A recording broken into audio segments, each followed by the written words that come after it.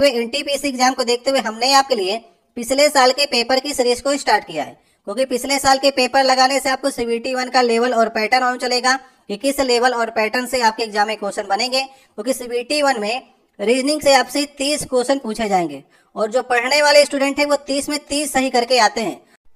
आज का देखिए पहला क्वेश्चन है, 3 भाइयों ए बी सी की एक बुआ डी है, डी का भाई ई है, ई एफ से विवाहित है, एफ का इकलौता सहोदर एक अविवाहित भाई जी है, एच जी का इकलौता भांजा है, तो ई का ए से क्या रिलेशन होगा ये आपको बताना है। तो चलिए सबसे पहले एक बार आप लोग प्रयास करिए। यहाँ पर देखिए स्टार्टिंग करनी है आपको ए बी सी से। ए बी सी जो है आपस में भाई हैं। अब इनके बारे में कह रहा है कि इनकी एक बुआ डी है, तो बुआ डी कैसे होगी? ए बी सी के जो पिता होंगे उनको हमने एक जनरेशन ऊपर बना लिया, तो पिता की जो बहन होंगी डी वही तो ए बी सी की बुआ लगेगी। समझ गए आप? आगे क्या कह रहा है, डी का भाई ई है, तो एक कंडीशन ये हो सकती है कि ए बी सी के जो पिता हैं वही आपके डी के भाई हो जाएंगे ई। लेकिन यहाँ पर कहीं पर यह नहीं लिखा गया कि डी का भाई जो ई है वो इकलौता है, तो इसका मतलब है कि डी का एक अन्य भाई ई हो सकता है। अगर आप लोग पिता को मान लेंगे ई, तो यहाँ पर एच जो है जी का इकलौता भांजा, ये वाली कंडीशन फॉलो नहीं होगी। तो डी का एक अन्य भाई ई है, उसी के बारे में आपसे चर्चा कर रहा है। आगे क्या कह रहा है, ई जो है वो एफ से विवाहित है, तो ई को हम एफ से विवाहित करा देंगे। आगे क्या कह रहा है, ई का इकलौता सहोदर एक अविवाहित भाई जी है, तो एफ का एक भाई हो गया जी। एच जो है वो जी का इकलौता भांजा है, एच अगर जी का इकलौता भांजा है तो ई और एफ का जो पुत्र होगा एच वही तो इकलौता भांजा लगेगा जी का। ठीक है, अगर ई हम लोग इसको मान लेते हैं तो अब ये कह रहा है एच जो है वो जी का इकलौता भांजा है, तो इकलौता कैसे होता? फिर ए बी सी तीनों तो इसके भांजे हो जाते हैं, इसलिए हमको इसका दूसरा जो भाई है वो ई मानना पड़ा है। अब क्वेश्चन क्या आपसे पूछ रहा है, ई का ए से रिलेशन क्या लगेगा? मतलब कि ई क्या लगेगा? ई लगेगा ए से का चाचा लगेगा, क्योंकि पिता का जो भाई होगा वही तो है ई। तो सही ऑप्शन कौन सा हो जाएगा? चाचा, पहला वाला ऑप्शन। तो इस प्रकार से आपको कंडीशन को फॉलो करके इन सभी प्रश्नों को बनाना होता है। पहला वाला ऑप्शन सही ऑप्शन होगा। अब देखिए नेक्स्ट हमारा दूसरा क्वेश्चन है। देखिए कुछ क्वेश्चनों में आपको अगर आपको समय लग रहा है तो कुछ क्वेश्चनों में आपका समय बचेगा भी। जैसे कि इस प्रकार के क्वेश्चन है, 4 आपको शब्द दिए गए, 3 किसी न किसी तरह से संगत है, 1 इसमें से असंगत है, तो उसकी आपको पहचान करनी है। जैसे यहाँ पर कार लिखा गया है, बस लिखा गया, मोटरसाइकिल लिखा गया, वैन लिखा गया है, तो इसमें आप जान रहे हो कार, बस और वैन जो है ये 4 पहिया में आती हैं, जबकि मोटरसाइकिल आपकी 2 पहिए में है। तो सही ऑप्शन कौन सा होगा? अलग इसमें से कौन सा है? अलग जो है वो तीसरा वाला ऑप्शन है। अब देखिए नेक्स्ट हमारा तीसरा क्वेश्चन है। थोड़ा से आप लोग यहाँ पर से वीडियो क्वालिटी को बढ़ा लीजिएगा ताकि ये आंकड़े आपको दिखाई पड़े कि लिखा क्या गया है। यहाँ पर देखिए आपको पूछा जा रहा है आपसे, कितनी लड़कियों के पास अतिरिक्त शर्ट, स्कार्फ और पैजामे हैं? जो कि यहाँ पर बताया जा रहा है कि गोले के अंदर क्या है, उन लड़कियों की संख्या है जिसके पास अतिरिक्त शर्ट है। ठीक है, तो शर्ट वाले जो हैं वो गोले के अंदर हैं, स्कर्ट वाले जो हैं वो त्रिभुज के अंदर हैं, और स्कार्फ वाले जो हैं वो आयत के अंदर हैं, और पैजामे वाले जो हैं वो षटभुज के अंदर हैं। इस प्रकार से आप लोग को ये डायग्राम में दिख रहा होगा। तो आपसे पूछ ये रहा है कि कितने लड़कियों के पास जो है अतिरिक्त शर्ट, स्कार्फ और पैजामे हैं। तो शर्ट, स्कार्फ और पैजामे का गोले में देख लेते हैं कि इन तीनों में कॉमन कौन सा मिल रहा है। तो गोले के अंदर देखिए और षटभुज के अंदर देखिए, क्योंकि षटभुज जो है वो आपका पैजामे वाला है, और स्कार्फ वाला देख लीजिए जो आपका आयत है। इन तीनों में कॉमन मिल रहा है 7। 7 को देखिए, ये गोले में भी आपका आ रहा है, षटभुज भी आपका आ रहा है, आयत में भी आपका आ रहा है। तो 7 जो लड़कियां होंगी उनके पास अतिरिक्त शर्ट, स्कार्फ और पैजामे हैं। तो जो भी आपसे डाटा पूछे और जो तीनों में कॉमन होगा उसी को आपको सही करना होगा। अब देखिए नेक्स्ट हमारा चौथा नंबर क्वेश्चन है। यहाँ पर आपसे कह रहा है कि वर्णमाला का कौन सा अक्षर एच से उतनी ही दूरी पर स्थित है जितनी दूरी पर एन से यू है। तो एन से यू को हम लोग देख लेते हैं। एन जो है अगर देखेंगे वर्णमाला में तो इसका क्रमांक होता है 14 नंबर पर आता है, और यू जो है वर्णमाला में 21वें नंबर पर आता है। तो 14, 7, 21 मतलब कि यहाँ पर 7 की बढ़ोतरी हुई है। तो उसी प्रकार से एच से आप लोग देख लीजिए, एच हमारा 8वें नंबर पर होता है। अगर आप इसमें 7 बढ़ाएंगे इसका मतलब 15 नंबर का जो लेटर है वही उतनी दूरी पर होगा। तो 15 नंबर पर लेटर कौन सा होता है? ओ होता है। तो एच से उतनी दूरी पर लेटर जो होगा वो ओ होगा। सही ऑप्शन कौन सा हो जाएगा? तो सही ऑप्शन हो जाएगा डी नंबर। तो इस प्रकार से आपको देख करके प्रश्नों को सॉल्व करना है। अब नेक्स्ट देखिए हमारा 5वां क्वेश्चन है, हृदय फेफड़े की पुत्री है, इसके अतिरिक्त उसका एक इकलौता सहोदर एक भाई है जिसका नाम गुर्दा है।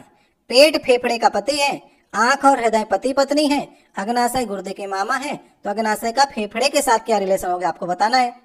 तो देखिए ऐसा क्वेश्चन ही पूछा जाता है जिसमें हृदय हो गया, आंख, फेफड़ा, अग्नाशय, गुर्दे, इन सब को पति पत्नी, चाचा, मामा, भांजा को ये रिलेशन को बना दिया है। तो चलिए देखते हैं कहाँ से स्टार्ट करते हैं। यहाँ पर से हम लोग हृदय से स्टार्ट करते हैं।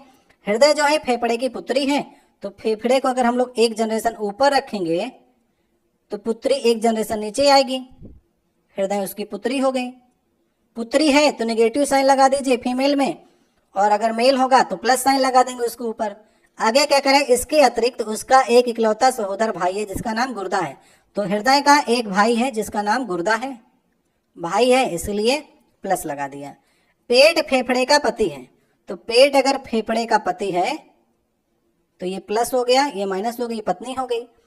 आंख और हृदय पति पत्नी है, आंख और हृदय जो हो गई वो पति पत्नी हो गई, तो ये माइनस है तो प्लस हो जाएगा। अग्नाशय गुर्दे के मामा है, तो अगर गुर्दे के मामा अग्नाशय होंगे इसका मतलब इनकी मम्मी के भाई होंगे। तो गुर्दे के मम्मी है फेफड़ा, और फेफड़े के जो भाई होंगे वही तो मामा लगेंगे, ठीक है। तो अग्नाशय मामा हो गए, फेफड़े के भाई। अग्नाशय का फेफड़े से क्या रिलेशन होगा, तो अग्नाशय तो भाई लगेगा। सही ऑप्शन कौन सा हो जाएगा, सही ऑप्शन हो जाएगा तीसरा वाला। तो ये तो आसान से यहाँ से प्रश्न निकल आया। तो अग्नाशय जो होगा वो भाई लगेगा फेफड़े का, सही ऑप्शन तीसरा हो जाएगा। अब नेक्स्ट देखिए 6वां क्वेश्चन है। कुछ आपके समय लेंगे तो कुछ आपके समय बचाएंगे क्वेश्चन। जैसे कि समय आपका बचाएगा, फल, काफी और पेय में आपको संबंध बताना है। कैसे आप डायग्राम को बनाएंगे, तो देखिए पेय में अगर बात करेंगे, पीने वाले में पेय, मान लीजिए पूरा गोला पेय का हो गया तो उसके अंदर तो काफी आ जाएगी, क्योंकि पेय में काफी, चाय आपकी आती ही है, तो काफी जो आएगी पेय के अंदर आ जाएगी। लेकिन पेय पदार्थों में काफी से फल का कोई संबंध नहीं है, फल तो खाने वाला है, तो फल को आप अलग रखेंगे और पेय के अंदर काफी रखेंगे। तो ये किस ऑप्शन में आपको दिख रहा है, ये दूसरे वाले में दिख रहा है। एक के अंदर एक रखिए और एक को बिल्कुल अलग कर दीजिए, ऑप्शन नंबर 2 जो हो जाएगा वो सही हो जाएगा। अब देखिए नेक्स्ट हमारा 7वां क्वेश्चन है। 4 आपको देखिए समूह दिए गए, 3 किसी न किसी तरह से संगत है, एक इसमें से असंगत है। तो इसमें आपको चारों देखने पड़ेंगे। देखिए अगर ए का ही स्थान देखेंगे तो उसके सामने 12 लिखा गया है, यू के सामने 21 लिखा गया है। तो यू के सामने अगर 21 लिखा गया है तो अगर आप अल्फाबेट में देखेंगे तो यू का स्थान 21वां नंबर ही होता है, तो उनके नंबर ही उसके सामने लिखे गए हैं। एम हमारा 13वें नंबर पर होता है, पी हमारा 16वें नंबर पर होता है। तो इनके नंबरिंग जो है उनके बगल में लिखी गई है, जबकि ए के बगल में 12 लिखा गया है और ए का स्थान अल्फाबेट में पहला होता है। तो असंगत कौन सा होगा, ये ए वाला ऑप्शन होगा, क्योंकि इसके सामने 12 लिखा गया है, वो किसी तरह से मैच नहीं खा रहा है, तो ए ऑप्शन सही ऑप्शन होगा। नेक्स्ट देखिए 8वां नंबर क्वेश्चन है। इसमें भी देखिए 4 आपको अक्षर समूह दिए गए हैं, 3 किसी न किसी तरह संगत है, एक इसमें से असंगत है। तो असंगत की आपको पहचान करना है। तो हमने आपको बताया जब भी आपसे असंगत पूछेगा तो आपको चारों ऑप्शन को चेक करना होगा, चारों में क्या डिफरेंस आ रहा है। उसके लिए आपको अल्फाबेट के लेटर आपको मालूम होने चाहिए। जैसे कि एच का जो स्थान होता है लेटर्स में वो 8वें नंबर पर एच होता है, और जी होता है 7वें नंबर पर, के होता है 11वें नंबर पर, आई होता है 9वें नंबर पर। तो यहाँ पर देखिए कुछ आपको समझ में आ रहा है कि नहीं। 8 से 7 हो रहा है, इसका मतलब कि एक पहले यहाँ पर कम किया गया है।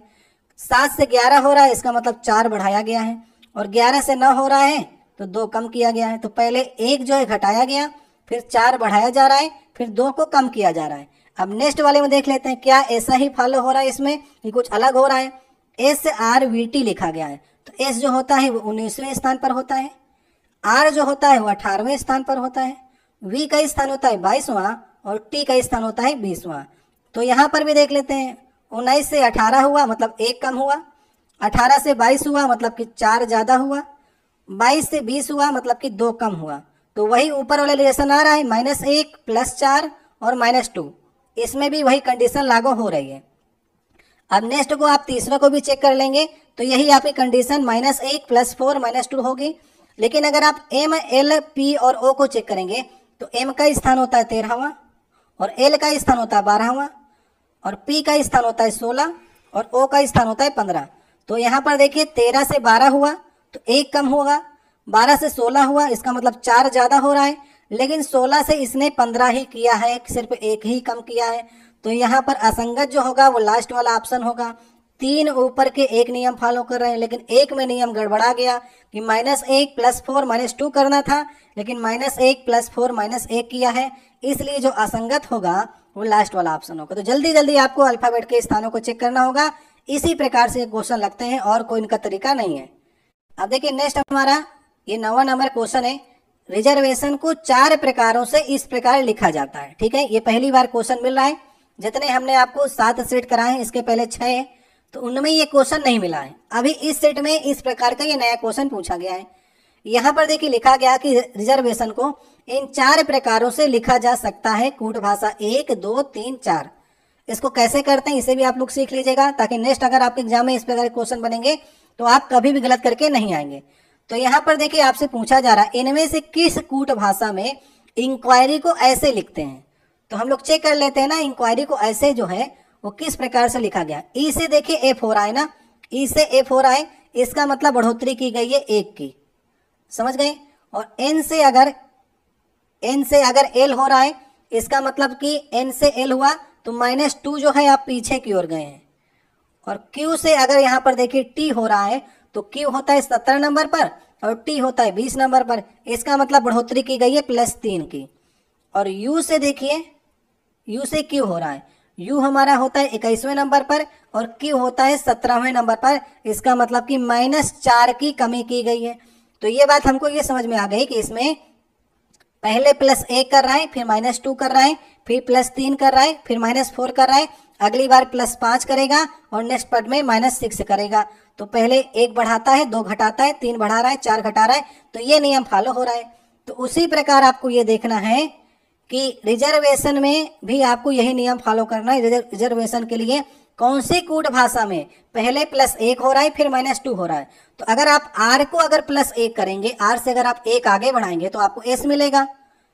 और अगर आप ई को 2 पीछे करेंगे तो ई का स्थान होता है 5वां, 2 पीछे करेंगे तो सी आपको रखना पड़ेगा। तो एस सी से स्टार्टिंग होने वाला कोई कूट भाषा आपको मिल रही है क्या? बिल्कुल सही। और आप जा रहे हैं, आपको कूट भाषा दूसरे में दिख रहा होगा कि एस सी से स्टार्टिंग हो रही है, बस आगे मत मिलाइए, यहीं पर से आंसर आपको आ जाएगा। क्योंकि जैसा संबंध इंक्वायरी का इसके साथ में था, वैसा ही संबंध आपको रिजर्वेशन में, आपको कूट भाषा दूसरे में आपको दिखाई पड़ रहा है। तो कूट भाषा 2 जो होगा वो इसका सही ऑप्शन होगा। चाहे आप इधर से रिजर्वेशन से कर लीजिए या इंक्वायरी से कर लीजिए, दोनों तरफ से उत्तर आपको कूट भाषा 2 ही से प्राप्त होगा। सही ऑप्शन होगा पहला वाला। अब देखिए नेक्स्ट हमारा 10वां क्वेश्चन है। PQRSTU मित्र हैं और एक BPO संस्थान में काम करते हैं। इनके बारे में कमाने के बारे में कुछ लिखा गया है कि PT से ज्यादा कमाता है, इससे कम है। तो चलिए बनाते हैं कौन कितना कमा रहा है। तो सबसे ज्यादा कमाने वाले को हम लोग इधर रखेंगे और सबसे कम कमाने वाले को हम लोग इधर रखेंगे। ठीक है, तो P जो है वो T से ज्यादा कमाता है, तो P को हम पहले रखेंगे, T को बाद में रखेंगे, क्योंकि T कम कमा रहा है, P ज्यादा कमा रहा है। R जो है S से ज्यादा कमाता है लेकिन U से कम कमाता है, तो अभी हम इसे नहीं रख पाएंगे। P Q के जितना नहीं कमाता है, मतलब Q ज्यादा कमा रहा होगा P से, लेकिन S से ज्यादा कमाता है कौन? P S से ज्यादा कमा रहा है, तो P के पीछे ही होगा, कहीं पर भी हो सकता है, T के पहले हो सकता है या फिर T के बाद में हो सकता है। आगे क्या कह रहा है? R जो है वो Q से ज्यादा कमाता है, तो R को Q के पहले आपको रखना पड़ेगा, लेकिन U से कम कमाता है कौन? R जो है वो U से कम कमाता है, तो U इसका मतलब ज्यादा कमा रहा होगा। तो सबसे ज्यादा ही आपसे पूछेगा, तो सबसे ज्यादा कमाई कौन कर रहा है? सबसे ज्यादा कमाई कर रहा है U। सही ऑप्शन पहला हो जाएगा। और कुछ भी आपसे क्वेश्चन में नहीं पूछेगा, क्योंकि किसी के बारे में और डिटेल्स के बारे में चर्चा नहीं की गई है, इसलिए सबसे ज्यादा वाला ही इस प्रकार के क्वेश्चन आपसे पूछा जाता है और वही आपसे पूछा गया है। सही ऑप्शन होगा ए वाला। अब देखिए नेक्स्ट हमारा 11 नंबर क्वेश्चन है। 4 आपको आकृतियां दी गई हैं, 3 किसी न किसी तरह से संगत है, 1 असंगत है। तो असंगत का आपको चुनाव करना है। यहाँ पर देखिए ABCD को आपको ध्यान से देखना पड़ेगा, क्योंकि काफी छोटा छोटा इसमें बना हुआ है। इसमें एक फूल आपको दिया गया है, 2 पत्तियां दी गई हैं, पत्तियों के डायरेक्शन में आपको देखना है, उसी में चेंजमेंट करके अलग संरचना एक में बना दी गई है। एक पत्ती देखिए बाहर की ओर निकल रही है, एक पत्ती इधर की ओर निकल रही है, समझ गए आप। अब नेक्स्ट वाले देखिए, ए से अगर आप बी जाएंगे तो इसको क्लॉकवाइज 90 डिग्री घुमा दिया है, तो बी में तो कोई दिक्कत नहीं है। पत्तियां एक बाहर की ओर इधर है, एक बाहर की ओर इधर है। लेकिन सी वाले चित्र में आपको गौर से देखना, इसको जो घुमाया है वो 180 डिग्री तो घुमा दिया है, क्लॉकवाइज 180 डिग्री इधर की ओर घुमाया है, लेकिन इसने छोटी छोटी जो पत्तियां हैं उसकी डायरेक्शन को भी चेंज कर दिया। यहाँ पर देखिए एक इधर बाहर की ओर निकल रही है, इधर बाहर की ओर, लेकिन सी में देखिए एक अंदर की ओर कर दिया इसने, और एक ये भी बाहर की ओर है, इनकी डायरेक्शन को इसने चेंज कर दिया है। जब डायरेक्शन की पत्तियों की डायरेक्शन को आप नहीं चेंज कर सकते, आप सिर्फ घुमा सकते हैं या तो 90 डिग्री, 180 डिग्री, 270 डिग्री, लेकिन आप पत्तियों की डायरेक्शन को अगर चेंज कर दिए तो वही असंगत हो जाएगा। इसलिए सी वाला ऑप्शन जो होगा वो असंगत है, बाकी आपके सब सही बने हुए हैं। अब देखिए नेक्स्ट हमारा 12 नंबर क्वेश्चन है। ये भी देखिए आपका कूट भाषा से उसी सेट में ये दूसरा क्वेश्चन पूछा गया। एक इसी प्रकार से कूट भाषा क्वेश्चन आपको मिल चुका है। तो हमने आपको सिखाया था कि लोकोमोटिव को ये 4 प्रकारों से लिखा जा सकता है। तो आपसे ये कह रहा है निम्नलिखित में से किस कूट भाषा में स्टेशन को ऐसे लिखा जाता है। तो चलिए चेक कर लेते हैं कि स्टेशन जो है इस प्रकार से कैसे बना है। एस से देखिए आर हो रहा है, इसका मतलब कि एक जो है यहाँ पर माइनस किया गया, एस से आर एक पीछे आप आए हैं। टी से देखिए यू हो रहा है, टी से यू का मतलब है कि आप जो है एक प्लस की ओर गए हैं। ए से अगर जेड हो रहा है इसका मतलब एक माइनस की ओर गए हैं आप फिर से, और टी से अगर आप यू की ओर गए हैं इसका मतलब प्लस एक की ओर गए। तो आप ये समझ गए कि इनमें जो लेटर्स बढ़ रहे हैं, पहला वाला -1, फिर +1, फिर -1, फिर +1, इस प्रकार से लेटर बढ़ रहे हैं स्टेशन के।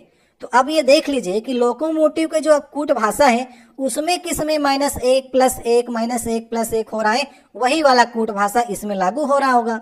तो चलिए देख लेते हैं। अगर हम L से 1 घटाएंगे तो L से अगर आप 1 घटाएंगे तो आपको K प्राप्त होगा, समझ गए।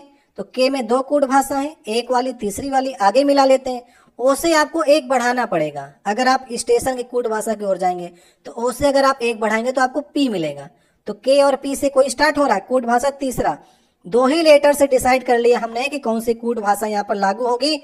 सही ऑप्शन होगा लास्ट वाला। पिछले वाले क्वेश्चन में भी हमने 2 लेटर से मिला लिया था, इस वाले क्वेश्चन में 2 लेटर से आपका आंसर आ जाएगा। पूरा मिलाने की कोई भी आवश्यकता नहीं है, जितना आपका समय बच सकता है उतना ही बचाइए। तो जो रिलेशन स्टेशन का होगा वही रिलेशन आपको कूट भाषा में ढूंढना होता है। तो इस प्रकार एक क्वेश्चन करना आप लोग सीख गए। एक ही सेट में 2 बार एक क्वेश्चन पूछा गया है। जो लोग प्रैक्टिस करके नहीं जाएंगे उनको थोड़ा ये क्वेश्चन वहां पर अटपटा लग सकता है, क्योंकि जो आप प्रैक्टिस करके नहीं जाते उसमें कहीं ना कहीं आपको समय लगता है समझने में क्वेश्चन को। नेक्स्ट देखिए 13 नंबर क्वेश्चन है। अगर जोड़ना को भाग कहा जाए, घटाना को गुणा कहा जाए, गुणा का अर्थ जोड़ना है और भाग का अर्थ घटाना है, तो चलिए हम लोग इस रिलेशन को देख करके उसमें चेंजमेंट करते हैं। तो 13 लिख लीजिए। घटाना को क्या कह रहा है, घटाना को हम लोग गुणा कहते हैं, ठीक है। और गुणे को क्या कह रहा है, जोड़ना कह रहा है, तो गुणे को जोड़ना कर लेंगे। और भाग का कह रहा है घटाना है, तो भाग को हम लोग घटाना, और जोड़ना को कह रहा है भाग है, ठीक है। तो सबसे पहले बोर्ड मास का नियम लगाएंगे, तो सबसे पहले भाग हल होगा, तो ये इसको आप भाग करेंगे तो 3 आ जाएगा। इसके बाद आपको मल्टीपल करना है, 13 दूनी 26, 26 + 4 और -3, तो ये आ जाएगा प्लस का 1, और 26 1 27 आ जाएगा। तो जो ऑप्शन नंबर सही होगा, ऑप्शन नंबर हमारा लास्ट वाला हो जाएगा। तो कैलकुलेशन तेज होगा तो ये आपका आधा सेकेंड में आपका सॉल्व हो जाएगा। तो कैलकुलेशन को अपने तेज आप लोग कर चलिएगा। अब देखिए नेक्स्ट हमारा 14 नंबर क्वेश्चन है। कथन धारणा से क्वेश्चन आया है। कथन में देखिए लिखा गया, सरकार ने शहर के सभी निजी विद्यालयों को निर्देश दिया है कि वे कम से कम 3 वर्षों तक वर्तमान शुल्क में कोई वृद्धि ना करें। तो धारणाएं इसमें से आप क्या निकाल सकते हैं, जो बिल्कुल सही धारणा हो कथन के अनुसार वही आपको चयन करनी है। निजी कॉलेजों के अधिकारी शायद सरकार के निर्देशों का पालन ना करें क्योंकि वे सरकारी निधियों पर निर्भर नहीं हैं। या दूसरा, शहर के निजी कॉलेजों में पढ़ने वाले छात्र के माता पिता फिर भी अधिक शुल्क देने के लिए उत्सुक होते हैं। तो शहर में निजी कॉलेजों में पढ़ने वाले के छात्रों के माता पिता अधिक शुल्क देने के उत्सुक नहीं होते, वे पढ़ाई अच्छी करने के लिए निजी कॉलेज में भेजते हैं। इसलिए दूसरा वाला तो निष्कर्ष गलत हो गया।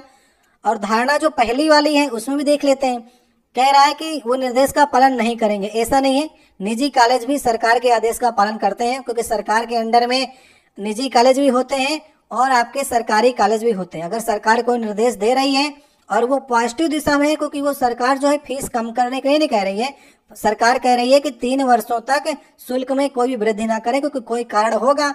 इसलिए निजी कॉलेज के अधिकारी जो हैं को पालन ना करें, इसके बारे में ये धारणा गलत होगी। तो दोनों ही धारणाएं जो हैं गलत होंगी। कौन सी? ना तो पहली धारणा सही है ना तो दूसरी। ऑप्शन नंबर 2 इसमें सही होगा। अब नेक्स्ट देखिए 15 नंबर क्वेश्चन है। यहाँ पर आपको ये पैटर्न को ध्यानपूर्वक पढ़ना है और प्रश्नवाचक चिन्ह का की जगह पर क्या आ सकता है इसका आपको चुनाव करना है। तो ABC को आप गौर से देखिए तीनों को। यहाँ पर लिखा गया है 25 से 39, 39 से 14। तो ये बात तो सामने आ गई कि अगर हम लोग 25 से 39 कर रहे हैं इसका मतलब कि 14 आगे बढ़ रहा है। ये जो 14 संख्या लिखी गई है उसी को इसमें जोड़ दिया गया है। ठीक है। 18 से 51 हो रहा है, इसका मतलब कि 33 आगे बढ़ रही है संख्या। तो 33 यहाँ पर लिख दीजिए क्योंकि नीचे भी यही नियम फॉलो हो रहा है। 63 से 72 की ओर जा रहे हैं तो 9 आगे बढ़ा रहे हैं, तो इसीलिए हमने 33 आगे बढ़ाया है क्योंकि 18 में 33 जोड़ेंगे तो 51 आपको मिलेगा। तो यही चीज आपसे पूछी जा रही थी कि क्या रिलेशन है तीनों में। तो जो लास्ट वाली संख्या है उसी से जो है वो पहली वाली संख्या बढ़ रही है, तो वैसा ही आप लोग कर लीजिए। तो 18 से 51 में 33 बढ़ रहा है, तो सही ऑप्शन तीसरा वाला हो जाएगा। अब देखिए नेक्स्ट हमारा 16 नंबर क्वेश्चन है। ये ग्राफ आपके सामने आया है जिसमें 2014, 15, 16, 17 नीचे लिखे गए हैं और एक्स को दर्शाया गया है। जो डॉट डॉट लाइनें हैं वो एक्स वाली हैं और जो सीधी रेखा आपको मिल रही है वो वाई वाली है। ठीक है। तो आपसे पूछा क्या जा रहा है कंपनी वाई के लिए। कंपनी वाई जो है जो सीधी रेखाएं गई है बिना डॉट वाली वो वाई है। 2015 से 17 के दौरान इंजनों की उत्पादक में लगभग कितने % की वृद्धि हुई है आपको बताना है। तो 2015 से 17 की ओर जाते हैं। तो यहाँ पर देखिए ये है आपका वाई का ग्राफ और 2015 में ये 10 था। आप लोग वीडियो क्वालिटी को बढ़ा लीजिएगा तभी आपको दिखाई पड़ेगा कि बहुत छोटा छोटा लिखा गया इसमें। और 2017 में ये हो गया 15। तो अगर 2015 में ये 10 था और अभी हो गया ये 15, तो कितने % की वृद्धि हुई है? 50% की वृद्धि हुई है। आसान सा क्वेश्चन था। सही ऑप्शन कौन सा होगा? सही ऑप्शन नंबर हमारा पहला हो जाएगा। तो जो आपसे पूछेगा वैसे ही आप लोग % निकाल दीजिए। अब ये क्वेश्चन हमारा ग्राफ से खत्म हुआ और नेक्स्ट क्वेश्चन हमारा 17 नंबर। ये भी एक ग्राफ से पूछा गया, वो अलग ग्राफ था और ये अलग ग्राफ है। इसमें कंपनी जेड द्वारा जो है वो 2013 से 18 के दौरान जो है मोबाइल एसेसरीज के बारे में, उत्पादन के बारे में दर्शाया गया है। तो चलिए देख लेते हैं।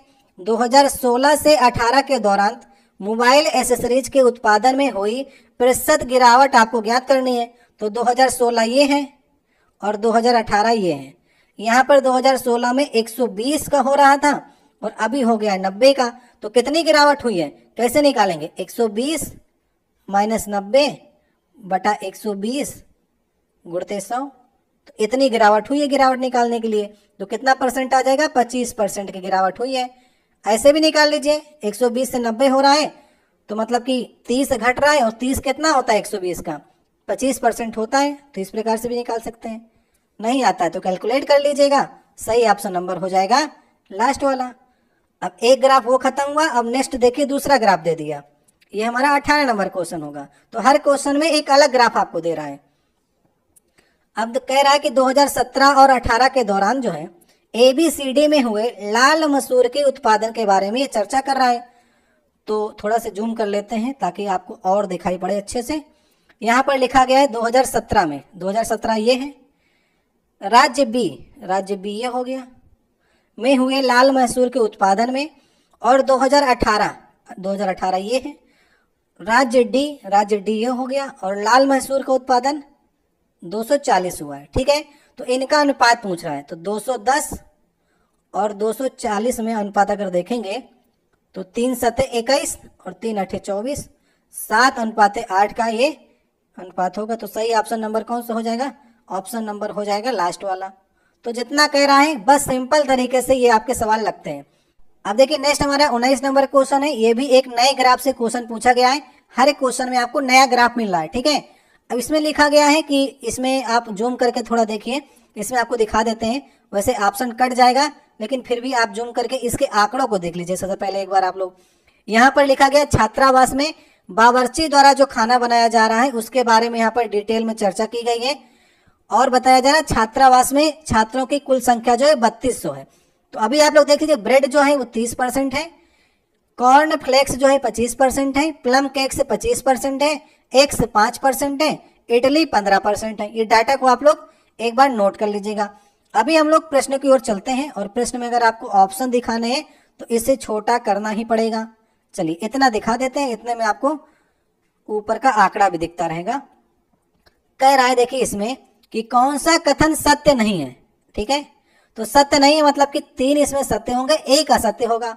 उस असत्य का आपको चुनाव करना है। तो चलिए देखते हैं कौन सा असत्य निकलता है, चारों को चेक करना ही पड़ेगा। नाश्ते में कॉर्नफ्लेक्स, कॉर्नफ्लेक्स कहां पर है, ये है 25%। नाश्ते में कॉर्नफ्लेक्स 25% और प्लम केक्स खाने वाले छात्र जो है प्लम केक्स भी 25% है। ठीक है, जो कह रहा है हम लोग उसको लिखते जाते हैं। पसंद करने वाले छात्रों की संख्या, ब्रेड और अंडे, ब्रेड कहां पर है, ब्रेड है यहां पर, 30% ब्रेड हो गया, अंडे हो गए 5%, तो ये 30 5 35% हो गए। आगे क्या कह रहा है, ब्रेड और अंडे पसंद करने वाली संख्या, छात्रों की संख्या का अंतर, चाहे तो छात्रों की संख्या का अंतर कर लीजिए या तो प्रतिशत भी कर लेंगे तो वही उत्तर आपको प्राप्त होगा। तो 25 दूनी 50 माइनस 35%, इसका अंतर आ जाएगा 15% का। ठीक है, 50 में अगर आप 35 घटाएंगे तो 15% का अंतर आ गया छात्रों की संख्या पर। तो कह रहा है इटली पसंद करने वाले छात्रों से अधिक है। इटली कितने हैं, 15%, तो इटली के तो बराबर हो गया ना। इटली पसंद करने वाले छात्रों की संख्या से अधिक कैसे हो गए, तो बराबर ही निकला। तो पहला वाला ही हमारा कथन जो है वो असत्य निकल गया। इसी को सही करिए, आगे बढ़ जाइए। नीचे आपको चेक करने की आवश्यकता ही नहीं है, नीचे भी अगर आप चेक करेंगे तो सभी आपको सही मिलेंगे, दूसरा भी सही मिलेगा, तीसरा भी, चौथा भी। मिला लीजिएगा एक बार जो कह रहा है, अगर आपके पास समय है। लेकिन जब हमको पहला ही असत्य मिल गया तो हम सही करेंगे और आगे बढ़ जाएंगे। अब देखिए नेक्स्ट हमारा 20 नंबर क्वेश्चन है। 5 दोस्त हैं, राम, रहीम, राहुल, राकेश, राज जो है दीवार में टेक लेकर के एक डायरेक्शन है, मतलब कि उत्तर की ओर मुख करके बैठे हैं। तो उत्तर इधर है, इधर की ओर इनको मुख करके हम लोग बैठालना है। क्या कह रहा है, जैसे कह रहा है उससे वैसे हम लोग इसे बैठालना स्टार्ट करते हैं। राम जो है राज की दाईं ओर दूसरे स्थान पर बैठा है। तो राज अगर आप हमने यहाँ पर बैठा लिया तो राज की दाहिनी ओर, तो पहला स्थान तो ये हो गया और दूसरा स्थान ये हो गया। तो यहाँ पर हम लोग राम को बैठा देंगे, दाईं ओर दूसरे स्थान पर राम बैठा है। और कह रहा है कि जो राज है वो किसी सिरे पर नहीं बैठा, तो राज को हम किसी भी सिरे पर नहीं बैठा लेंगे। ठीक है, राम बीच ही में रहेगा।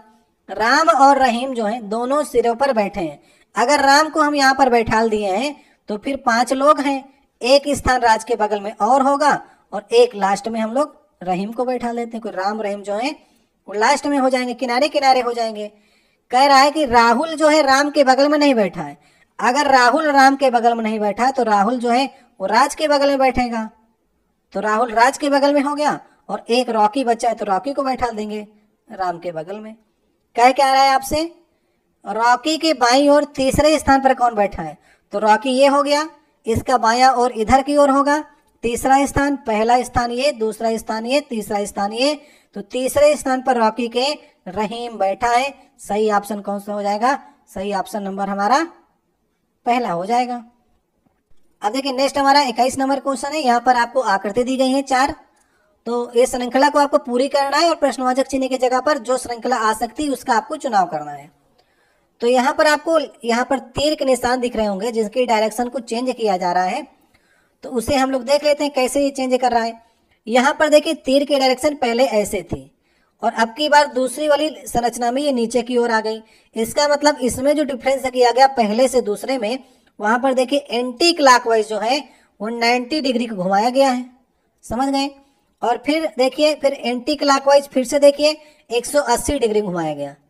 तो पहले 90 में फिर 180 में और तीसरे से चौथे में देखिए कि फिर से उसे जो है वो एंटी क्लॉकवाइज जो है वो 90 डिग्री फिर से घुमाया गया। तो अगला जो हमारा चित्र बनेगा वो 180 डिग्री से घूमेगा। तो 180 डिग्री से अगर आप इस प्रकार से घुमाएंगे तो ये 180 डिग्री घूम करके पहली वाली आकृति बन जाएगा। तो पहले 90 घुमाया फिर 180 तो फिर 90 फिर आपको 180 घुमाना पड़ेगा। तो ए वाला ऑप्शन जो होगा वो सही ऑप्शन होगा। तो चित्र को देख लेंगे कैसे कितना घूम रहा है, उसी प्रकार से आपको इन क्वेश्चनों को सही करना होता है। अब देखिए नेक्स्ट हमारा 22 नंबर क्वेश्चन है। उस विकल्प का आपको चयन करना है जिसका तीसरे शब्द के साथ में वही संबंध है जो दूसरे का पहले के साथ में है। तो जैसा यहाँ पर लिखा गया अस्थिभंग हड्डी, तो मोच कैसा होगा आपको समझ बताना है। तो अस्थि भंग हुआ है, अस्थि मतलब कि अस्थि अगर भंग हुई है तो हड्डी ही आपकी टूटती है, उसी को हम लोग अस्थि भंग कहते हैं। तो मोच आपको लगती है तो मोच में क्या होता है, मोच में स्नायु, स्नायु जो होता है उसे हम लोग कहते हैं नाड़ी या फिर नस कहते हैं। तो नस अगर इधर उधर घूम जाती है तो वो मोच आपका उसी प्रकार से लगती है। तो मोच का संबंध स्नायु से है, क्योंकि वहीं पर इफेक्ट होता है।